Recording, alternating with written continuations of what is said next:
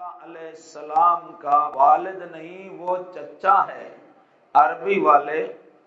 دادا کو بھی اب کہتے ہیں ابن، چچا اور تایا کو بھی ابن کہتے ہیں، حقیقی والد کو بھی اب کہتے ہیں۔ قرآن شریف کی جو یہ آیت ہے اذ قال لأبیہ آزر، جب نبی ابراہیم علیہ السلام نے اپنے باپ آزر سے کہا، یہ دلیل دیتے ہیں جی قرآن شریف میں آیا، تو بھائی قرآن شریف لغت عرب میں ہے اور عربی میں 4 لوگوں کو اب کہا جاتا ہے، حقیقی والد کو، چچا کو، تایا کو اور دادا، ان 4 مردوں کو اب کہتے ہیں۔ تو وہ جو بت بیچنے والا، بت خریدنے، بت پوجنے والا، بت بنانے والا، وہ میرے حضرت ابراہیم کا باپ نہیں ہو سکتا، کیونکہ آمنہ کا لال فرما رہا ہے کہ میرے والد سے لے کر آدم علیہ السلام تک تمام پاک لوگ ہیں، تمام پاک ہیں۔ آپ آگے ہو کے بیٹھے بھائی، آگے ہو جائیں۔ اچھا توجہ فرمائیں۔ تو پتہ چلا کہ میرے پاک نبی نے مہر لگا دی ہے کہ یہ سارے مومن ہیں۔ اب مسئلہ یہ ہے کہ میرے پاک آقا نے تو اعلان نبوت کیا 40 سال کی عمر میں، تو والد گرامی حضرت عبداللہ میرے آقا کے والد محترم، وہ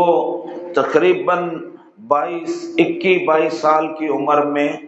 حضور کے ولادت سے 2 مہینے پہلے دنیا سے پردہ پوش ہو گئے۔ مدینہ شریف میں تھے، وہ مکہ شریف کے، لیکن تاجر آدمی تھے، تجارت کے لیے مختلف ملکوں میں آتے جاتے رہتے تھے، اور شادی کے بعد پھر مدینہ شریف میں جانا زیادہ ہو گیا، چونکہ